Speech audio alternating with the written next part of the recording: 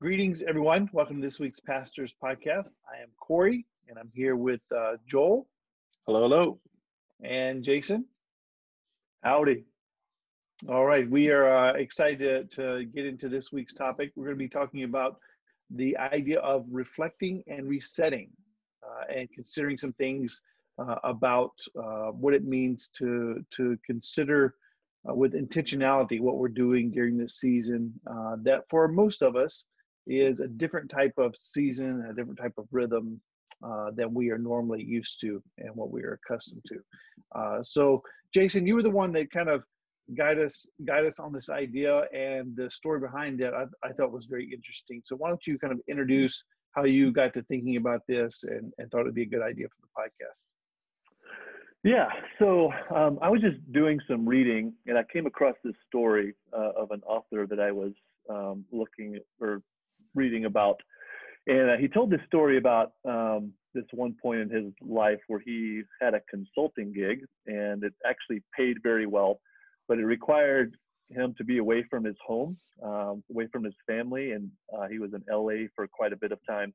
He said like it was awesome on the front end. It seemed like it was going to be a great opportunity, paid really well, all these good things. But when he actually got into it, it ended up being kind of a disaster. And a lot of the investors in this company he was consulting for and their lawyers were in this big kind of fight. And he ended up just going to LA and having nothing to do. But he was still getting paid. So he basically like selfishly just said, okay, I'm just going to go out there and just sit in this office and collect my paycheck and not do anything with this time. And it kind of reminded him of this some advice that he'd gotten from another author.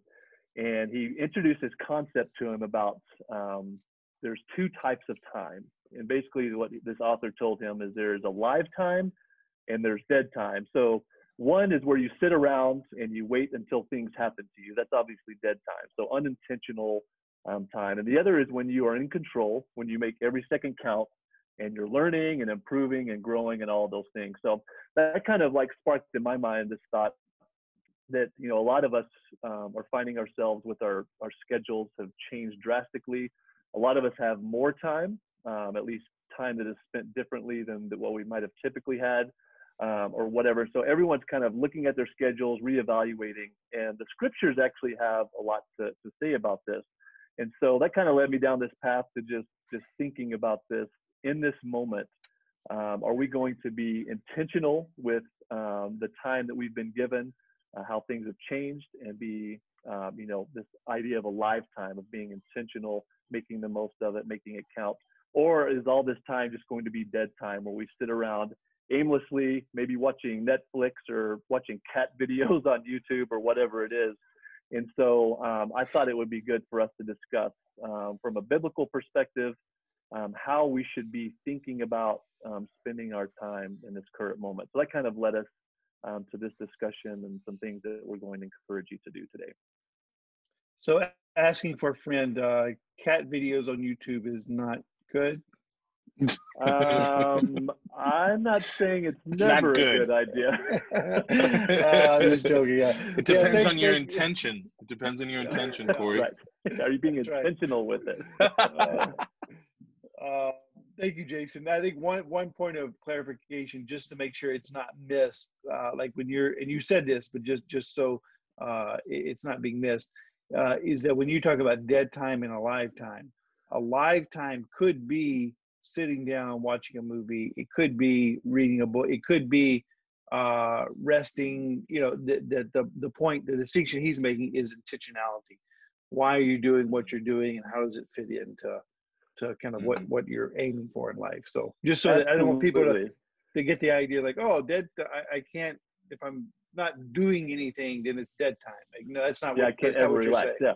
You can intentionally rest. You can intentionally take a nap and be, dead to the world. But the idea behind this is that if we were just kind of spending our time aimlessly with no intention, then, I think that's something that none of us would want to do. That the idea that, the scriptural basis that I see is that time is a finite resource, just like money and other things that we're encouraged in the scriptures to steward and to be intentional with. And so time is one of those things. So budgeting your time to doing the things that God has called us to do. And God definitely has set up, this, Sabbath rest, recreation, things that we're supposed to enjoy with our families and ourselves. And so, yeah, that's exactly right. That dead time would be something we want to avoid because it's unintentional. Good, good. Okay. So with that kind of introduction, let's get into some ways, areas of life, categories of life that we think are helpful for us as Christians to begin reflecting on and resetting if necessary. So we have several things we're going to talk about. We thought that the most helpful way to break them up was to consider three different aspects, kind of three different relationships, and just think about God, church, and the world. Kind of our horizontal, our vertical worship toward God and what that looks like, and then our commitment and activity within the context of our local church, and then activities and interaction with the world, those outside the church, particularly non-Christians. So why don't we start, Joel? Why don't you start us off in thinking about this first category of when we consider God, like what are things that we should be using this idea of reflecting and resetting. Yeah, I'll just say too, like it's even just in this conversation, these three categories have been helpful for me to consider reflecting and resetting, like you said at the beginning, just of these different categories kind of pushing me to be intentional, like you're saying, to bring more of these categories into the alive time instead of the kind of like the numbness or the indifference that comes with the dead time. I'm definitely prone to that. I'm sure that everybody else is as well. But I think it will be interesting to, as we're making kind of these like personal calls to everybody to reflect and reset, just like how the church interacts with that and what we are trying to do as pastors and as staff members, as leaders, to be able to help facilitate these different interactions with these three different people. So in devotion to God first, we've made a big emphasis really since the beginning of this whole season of COVID-19.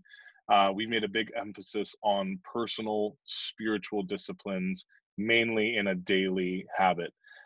There are some spiritual disciplines that you might do not every day, and some that you do every day, but really, like, we've made a big emphasis on spiritual disciplines. A couple of spiritual disciplines just to throw out there, you guys can add to this, but we started the daily liturgies to help people cultivate their sense of reading God's word, to be spending time in it every day, and to be praying.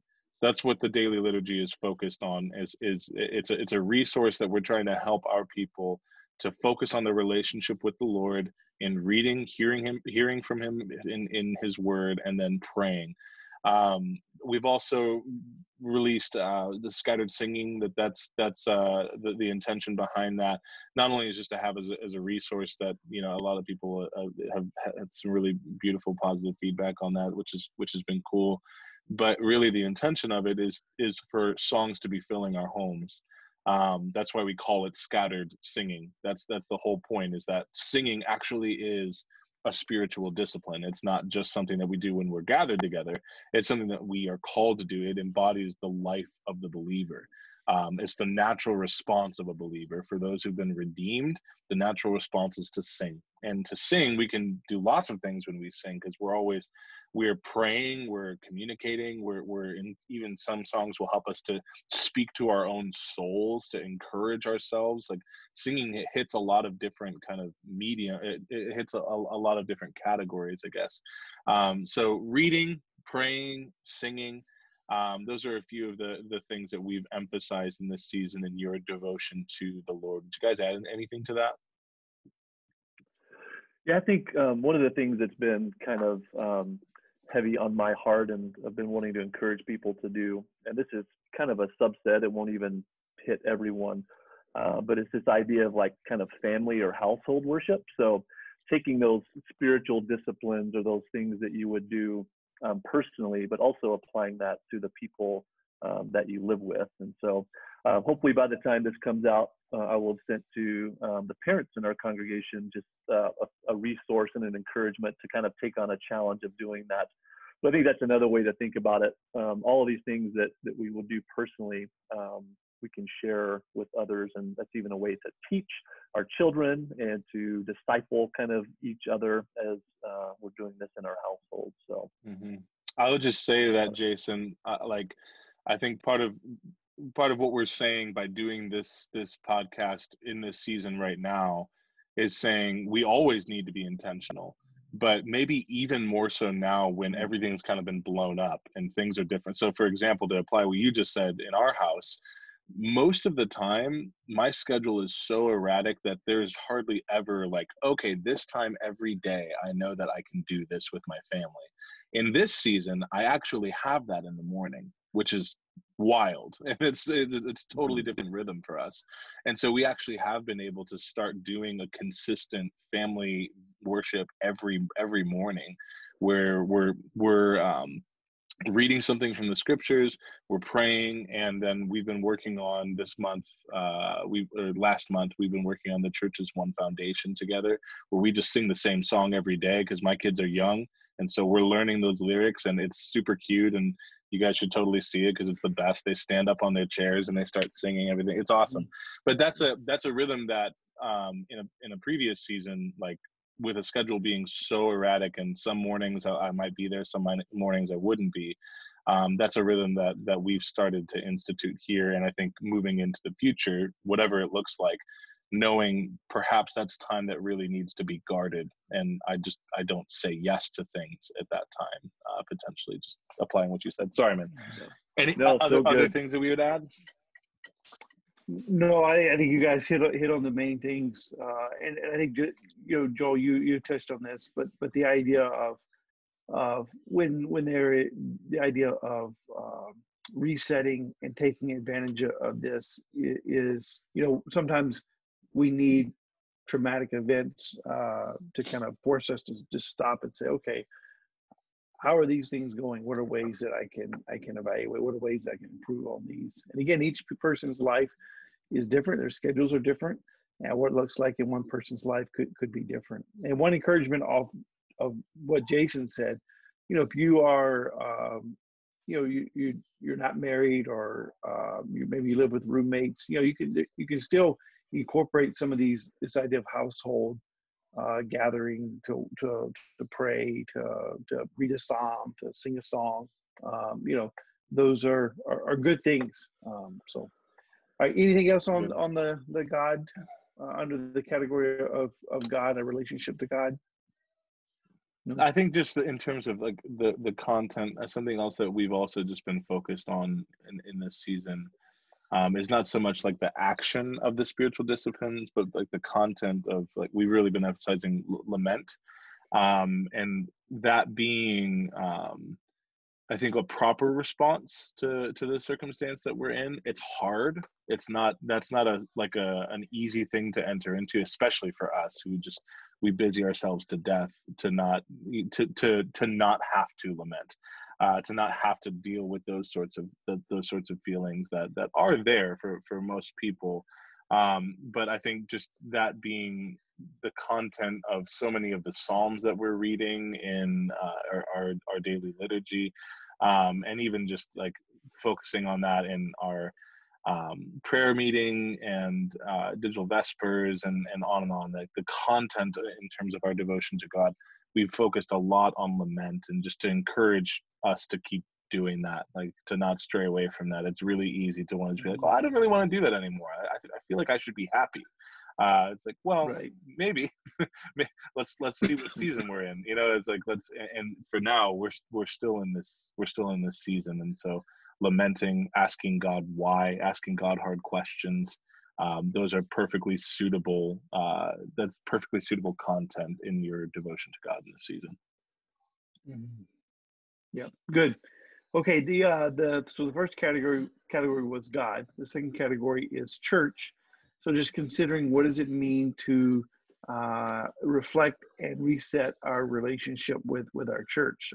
Obviously, what our normal rhythm would be showing up on a Sunday to serve and to gather and worship, showing up at some point during the week to community group. So obviously it looks a lot different in this season when we're not having physical gatherings. So I know that most of our groups have various community groups have various types of ways to interact, to where they're doing groups in different ways, some via Zoom, some on WhatsApp, prayer times, things like that. So I think just at a minimum, try to, as much as possible, be involved in what your group is doing, the times that you're meeting. And again, I know that, I mean, it's like when there's physical meetings, there's weeks that you can't do it. You have work or somebody's sick and those type of things. So again, there's going to be weeks where you can't participate now as well. But when it is available, to try to take advantage of that. So I know personally, like just being at home, and you're getting out less. Sometimes you can get into a rhythm to where it's like I don't want to get on that call, particularly if you're on Zoom and calls a lot during the day, which some days that is true for me, and because that sometimes the last thing I want to do at night is get on another video call. But we need that. We need the interaction. It's not the same, but it is good to try to take advantage of as many opportunities as we're able to do that. So I know you guys have other thoughts on ways that we can lean into this and reflect and reset. Yeah, I think there are a number of ways. Cory, you already mentioned kind of some of those formal things that the churches, like platforms of community groups and prayer groups, and even prayer meeting that we just did this last Sunday was one of, like, we're doing something, we're praying to God, but we're doing that together. It was for members, and it's actually a really beautiful time. I was super encouraged by it. But yeah, I think that maybe two other ways that I can see this, maybe opportunities to be intentional with your church community in this season. Social media is a very strange world, and I think everybody's still figuring it out, and especially in this season where social media is significantly up, for, like, generally speaking, and then definitely even just in personal conversations with members of the church. Like, I know that more people are regularly on social media in this season. So just seeing if there are ways that you can be intentional in that. I think both from an encouragement standpoint, like, it means a lot if you interact. Like, it is social media. That's, like, the point of it is not that you get out all of your thoughts and you put it out to the ether of the world. Like, it's actually to engage. And so if you do social media, there is a way that you can be intentional in that, to actually do the social side, and to interact, to care, to message, and I think, like, there's probably a million things that can be said here about this, but if we're talking about being intentional with your church community, I think seeing things and interacting with them, and even just like the way that we interact with things that the church's social media platforms are putting out. So like a lot more people tune into the daily liturgy on Sunday than they do the rest of the week, which is fine and expected. But just to encourage people there to be like engaged as you're all kind of doing the same thing at the same time. That was kind of the initial point of the daily liturgies, was just to say, like, this is about your personal devotion to the Lord. Like, we want you to cultivate this in your own personal life, but to do it with an understanding that you're doing it with your family, you're doing it with your church community. And then I think maybe the other thing is just like small ways that you can love your family. So like ways that people have done that for us in this season, like, one member dropped off some donuts on our front porch. That was super random and such a blessing. Like, it came at a great time, and like, another member, they ordered us a pizza and just left with it, and said, "Hey, we're dropping this off. Don't know if you're planning on doing it." Like, that's a super encouraging, and it goes a long way because somebody took some time to be intentional and think about what it would be to be a blessing to me and my family. So those are two small ways I think that you can be intentional in this time with your church community. So are we Yeah. supposed to submit our address to the donut person? Is Right? that what Yeah. yeah, Jason, do you have or one thought here? And then Jason, um, love to hear what thoughts you have. Joe, you mentioned the prayer meeting that we had this past week. And I think we had around 50 people, counting when you count spouses and things. Uh, and it was a very encouraging time for me. I think one of the funniest times, or one of the things that we have laughed about the most was after it was done, we said, we can just hang out and talk if you want to talk, if you have questions. And everyone was muted after we got done. And for like 20 seconds, 30 seconds, everyone was just staring at each other uh, to where it was like no one really had anything to say, but no one wanted to leave either.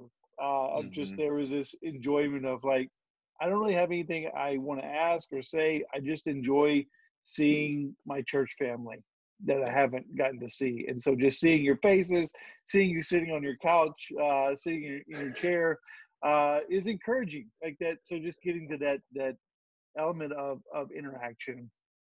Yeah. Again, it's not the same, but it's also not nothing. So Mhm. um, Mhm. it's important for us. So, Jason, do you have any Yeah. thoughts you want to add on this part?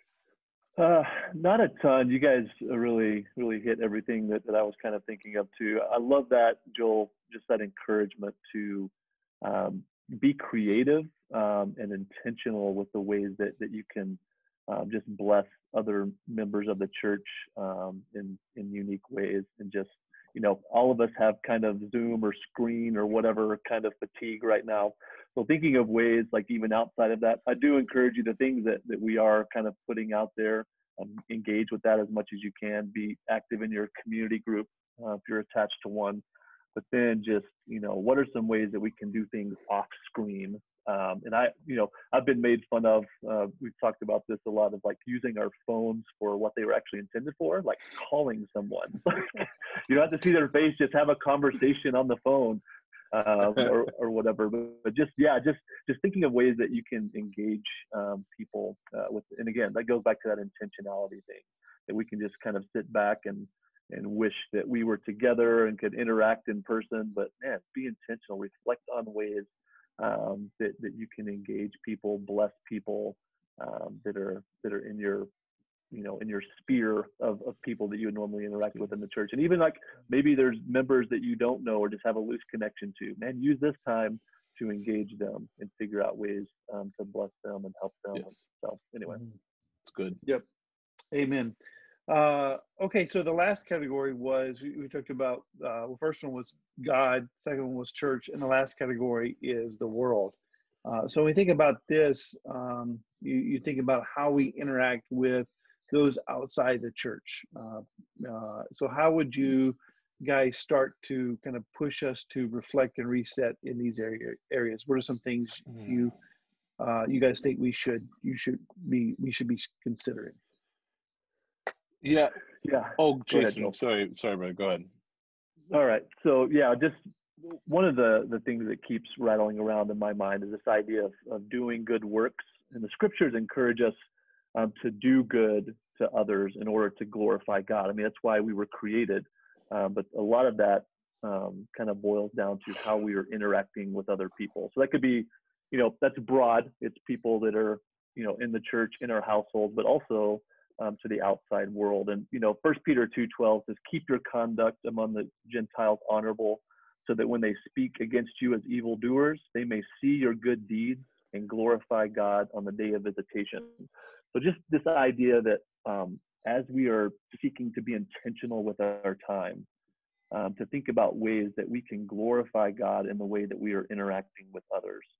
And so, the first thing that pops into my mind, and is something that we've tried to be really thoughtful and intentional with from the beginning, is how can we love and serve our neighbors in this time? And so that's one of the things we were on, right away, trying to think through. We put a communication platform out, that, if people needed help, that we were asking people to like point them to that, or even just asking our neighbors to jump on that. And so anyway, that's just one thing that comes to mind of how can we in this season be completely outside of ourselves and like not just be focused on how this is affecting us, but looking at our neighbors, at coworkers, at whoever else we have interactions with, and how can we bless them and ultimately point them toward Jesus in the midst of this. Yeah, it's been pretty cool to see a couple of those neighbor stories and different social media posts of seeing members that are engaging in that good work of making masks or like going on Nextdoor and just checking things out there, just being attentive, being intentional, and looking for ways to creatively serve people that are in need. Even before this, we were talking about this section of like kind of an intentionality with people that don't yet know Jesus. And you mentioned loving our neighbors, serving our neighbors. The other thing is evangelism, and not to pit these two things against each other. They're not separate from one another. They go hand in hand. It's not evangelizing when you're loving your neighbor, and it's not just loving your neighbor when they're not separate from one another. But specifically to emphasize evangelism in this season, I also think is necessary, because this season does present opportunities that look different than what we could do before. This has definitely been true in my experience, and one way that's been that way is on social media. On social media, people are craved for attention. If you have a simple interaction with somebody on social media, that's atypical, which is crazy. Like that's the point of social media is social. So if you actually have an intentional engagement that's hopefully, Lord willing, positive and not you being a jerk, hopefully you can actually have some really beautiful opportunities to share the hope that you have in Christ. That has been true for me. This has been a really strange season. I've always been a bit wary of social media because I think the negative aspects of social media are blatant and obvious to everybody. It's dangerous, just like anything else that you can get addicted to. Like all of that stuff is true. But I think in this season, where so much of my own personal life and my own work has been put on display on social media, it's forced me into conversations that I wouldn't expect to have with people that I definitely wouldn't expect to have it with. And I think so just having an intentionality with, and there are definitely other ways to apply this, but having an intentionality in this season specifically of opportunities that you have to share the hope that you have in Christ. That's an incredibly important way that we need to be thinking about who we are in this season as the church. We are people that have been redeemed by Christ. We love Jesus, so we tell people about Jesus. And there are particular ways in this season, I think, that we can do that. You guys have any thoughts on that? Yeah, no, I agree with what both you guys have said. I think those are good points. And Joel, just to kind of, taking what both of you said and combining good works and social media, being intentional with evangelism. You had mentioned interacting in the category on the church, interacting with the platforms of the church on social media and all that. I think it's just a good reminder that this is true all the time, particularly when we are not able to be together physically, that the witness of the church is in many ways manifested primarily on social media now. Where it's always manifested on social media to some degree, but right now, especially in this season, that's the primary way that it is manifested, like the way that Christians talk and communicate. Mm-hmm. And I think this is just a good reminder for everyone to remember that, like, when you say something on social media, when you share something, when you comment on something, it is a reflection of who you are in mm-hmm. Christ, what you believe about the gospel, what you think is most important in life. And again, part of being a human is that we have opinions and thoughts on all kind of different things. Okay, so yes to all of that, but also with going back to what Jason was saying earlier, with being intentional with your alive time, be intentional with what you're saying and not saying, and commenting on social media, because it is a reflection of who you are, and therefore it's a reflection of who Christ is and who the church is. And just to be blunt, I mean, I think one of the reasons I kind of disengaged with social media over the years was it was honestly just too discouraging as a pastor, to be frank, to see what people put on there. And sometimes members of the church, it's like, I just emotionally cannot deal with this. And so being open and honest here. And so this has forced me to get back.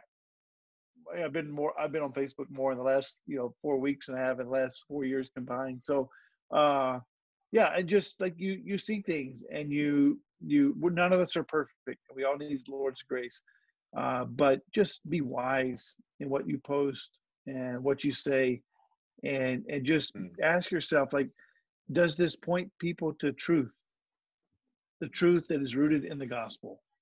Is it good works, Jason, as you said, is it good works that point to the glory of Christ?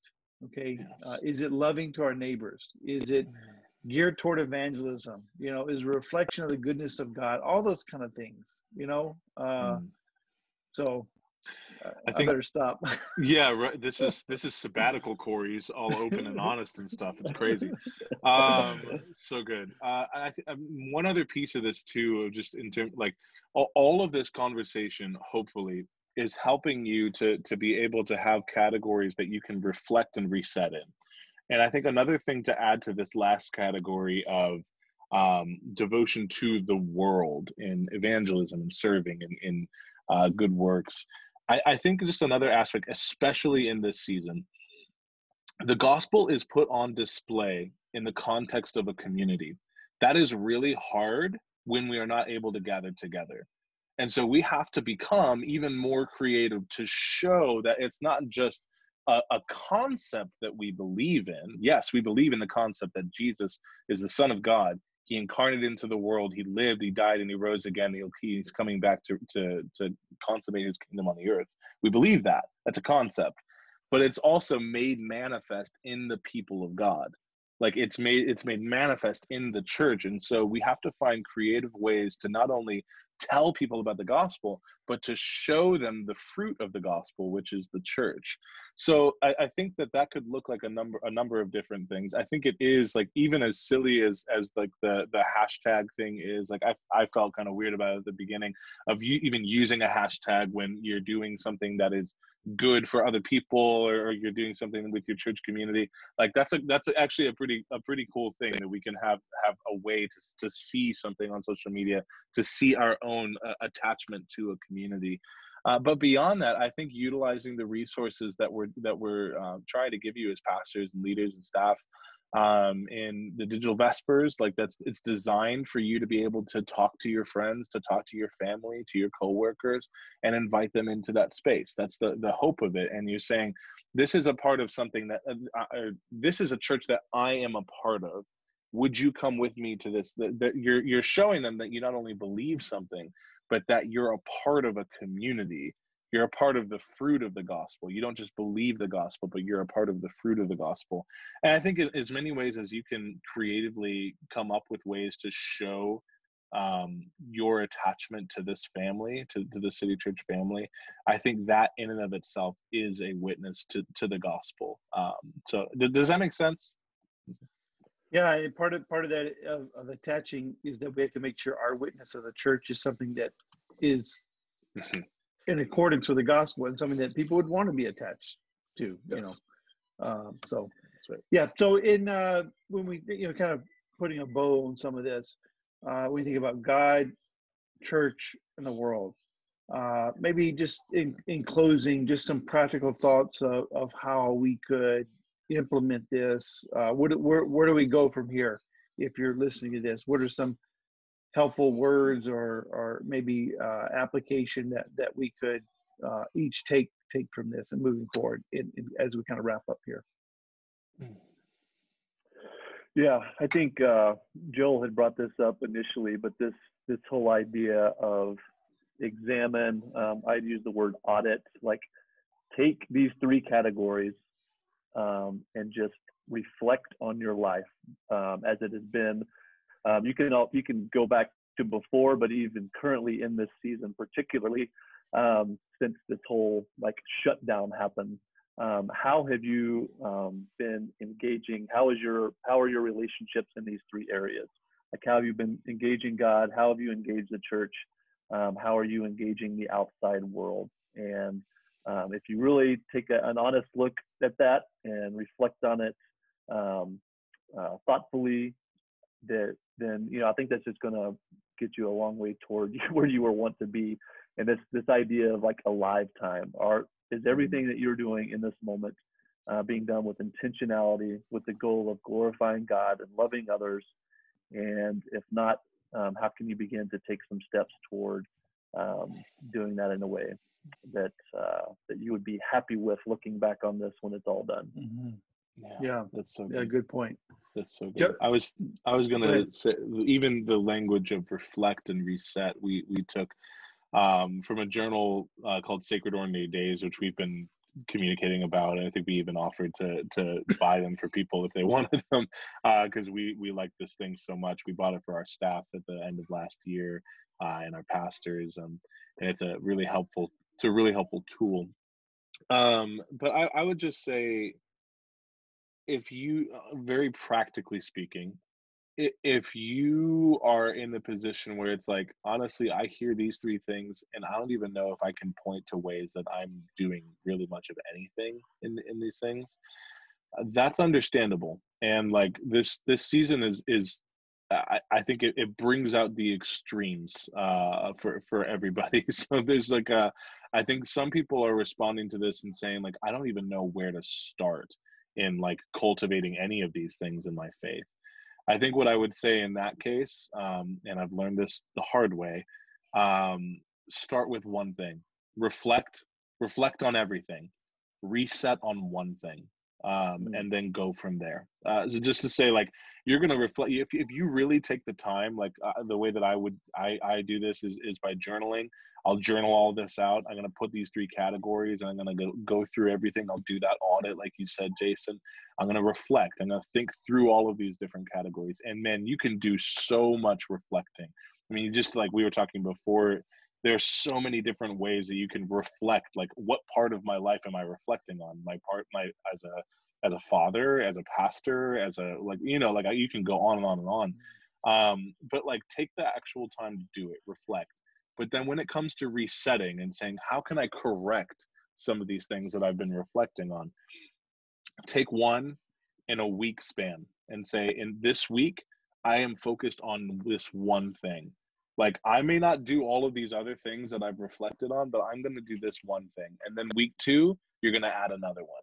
You know what I mean? So do not try to like reflect and have 18 different resets, and then you get to tomorrow and you're all bummed out because you can't do the Christian faith. It's built over time. You have to go slowly, and especially for those that really feel like they're struggling in their faith, they feel like they're not seeing any of this in their life. Reflect on all of it and then reset on one thing. Yeah, Joe, that's so helpful. I appreciate you saying that, because I think that if people are really honest, like you said, this could almost be crushing. Like, oh yes. My goodness, are you serious? I've wasted all this time. I've blown it already. There's no point in even moving forward. I know, people struggle with that in general, but particularly like in this season where we had this moment. And so, yeah, man, reflect on all of it, but pick one thing that you can do. And go forward. I would say just the addition of maybe getting someone that you can be accountable to or with, that as you choose that one thing, pick a person. Yes. Maybe it's someone in your community group or your spouse or roommate or whatever, and say, hey, I'm going to work on this. Maybe hold me accountable to this, ask me questions, particularly in this moment where we can't have community in person, that we're being super intentional to be known and to know others and to work through this. I'd love it if, all of our members were thinking through this and kind of just encouraging each other informally in these ways. So Yeah. Great thoughts. My son's here. What's up, Liam? Great thoughts. I think about the African proverb, little by little, the bird builds his house. So hopefully that's encouraging. So, okay. Well, I think we better wrap this up. So we appreciate you listening. Hopefully this has been helpful. As always, we encourage you to reach out to us if you have questions. You can email Jason at City Church. Jason is citychurchcle.com. And he'll be happy to connect you with whatever resources that are helpful. So we love you guys, and we'll continue to pray for our church during this season. And as always, thanks for listening. Well,